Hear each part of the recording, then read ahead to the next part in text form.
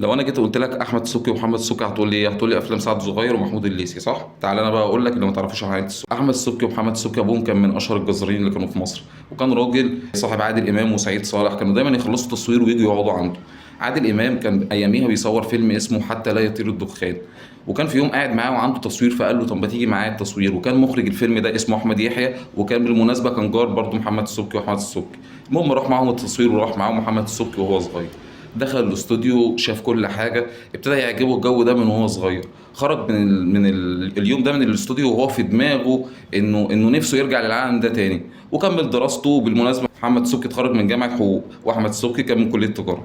محمد سوقي واحمد سوقي ابتدوا مشروعهم سنه 85 لما فتحوا فوق محل الجزاره بتاعهم اللي في الجيزه في الدقي، فتحوا نادي فيديو. يعني ايه نادي فيديو؟ الفيديو بتاع زمان كان فيه شرايط، هم فتحوا محل بيأجروا الشرايط دي، وابتدوا يشتغلوا في الموضوع لحد ما دخلوا الانتاج باول فيلم كان سنه 92.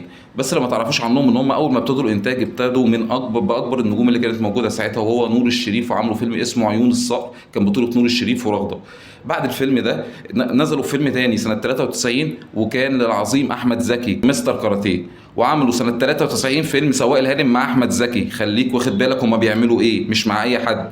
وجم بعد كده راحوا جايين دخلوا عملوا اكبر فيلم مع نادية الجندي، فيلم اسمه امرأة هزت عرش مصر. وخلي بالك الافلام دي كلها كان النجوم بتوعها كانوا سوبر ستار، كانوا ميجا ستار، والافلام دي كلها نزلت نجحت. عملوا بعد كده فيلم الرجل الثالث مع مين؟ مع احمد زكي. الفيلم ده كان بطولة احمد زكي ومحمود حميدة، وكان فيه كذا حد، وكانت ليلى علوي. الفيلم ده من اجمد الافلام اللي اتفرجت عليها لاحمد زكي. جم بعد كده محمد هنيدي وعلاء ولي الدين كانوا ابتدوا يترقعوا في السوق، عملوا لهم فيلم مع ليلى علوي طبعا، وكانت نجمة ساعتها. عملوا لها فيلم اسمه حل حوش، ده كان سنة 97. جم بعد كده راحوا جايين عاملين فيلم لاحمد ادم اسمه شجيع السيما، كان احمد ادم وياسر جلال، وده كان سنه 2000. وبعد كده عملوا فيلم الليمبي، وعملوا فيلم بلطيه العايمه، ده احمد السبكي اللي عمله، وعملوا فيلم خالتي فرنسا وبحبك وانا كمان، وعمر وسلمى.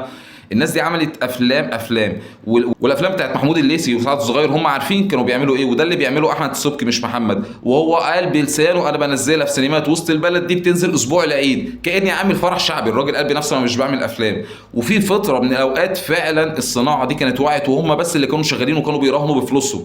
وعشان ما تستقلش بالكلام ده، الفيلم عارف بيبقى وراه كام عامل، في مئات العمال كل يوم بينزلوا يشتغلوا ياخدوا اليوم بيومه، غير النجوم مالناش دعوه بيهم. الفيلم لما بيعطل وراه مش هكدب لو قلت لك 1000 بيت او ما كانش اكتر. الناس دي نزلت وكانت بتشتغل في ايام الثوره وايام ما حدش بيحط فيها جنيه، بس بيقول لك عشان صناعه السينما ما تقفش، الناس دي ما تقعدش في بيوتها. فبعد كده مش عايز حد يجي يقول لي احمد سبكي ومحمد سبكي يعني سعد الصغير ومحمود الليثي.